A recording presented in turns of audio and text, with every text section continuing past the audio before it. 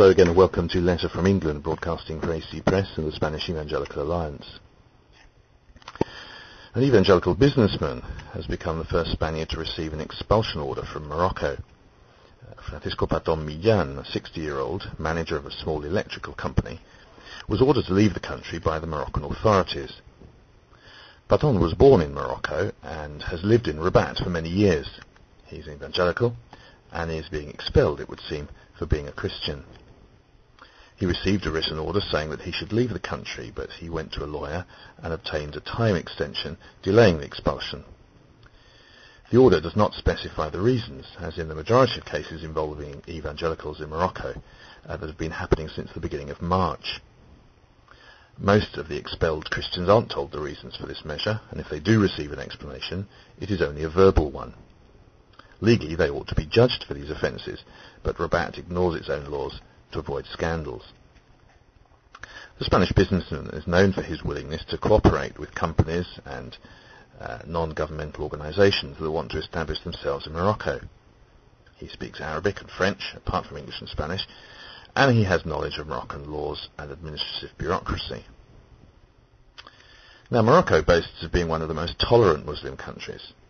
It is indeed the North African country most pampered by the European Union, and was recognised officially as an advanced country in 2008, and last March Granada hosted the first summit between the EU and Morocco.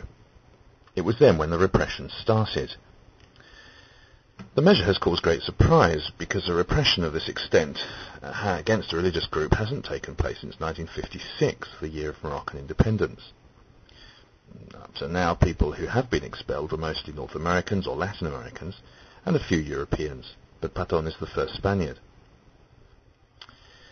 In an editorial in El País newspaper, it said this recently: USA and Netherlands complain to Rabat, but Spain, who holds the EU presidency, prefers to remain silent.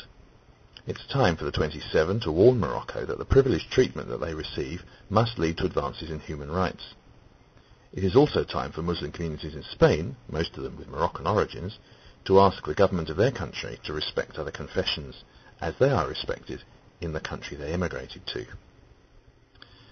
Well, the Moroccan Home Office has only acknowledged the first 16 expulsions, which were ordered in early March, just as the Granada summit was taking place.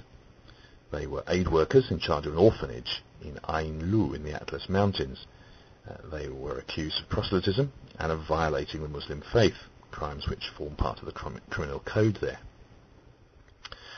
Then in April, 7,000 ulemas, the Quran specialists, subscribed to a communique rejecting Christian proselytism in their country, putting it on level with what they called moral rape and religious terrorism, saying that their conduct with children, that is of the aid workers, was comparable to kidnapping innocent kids.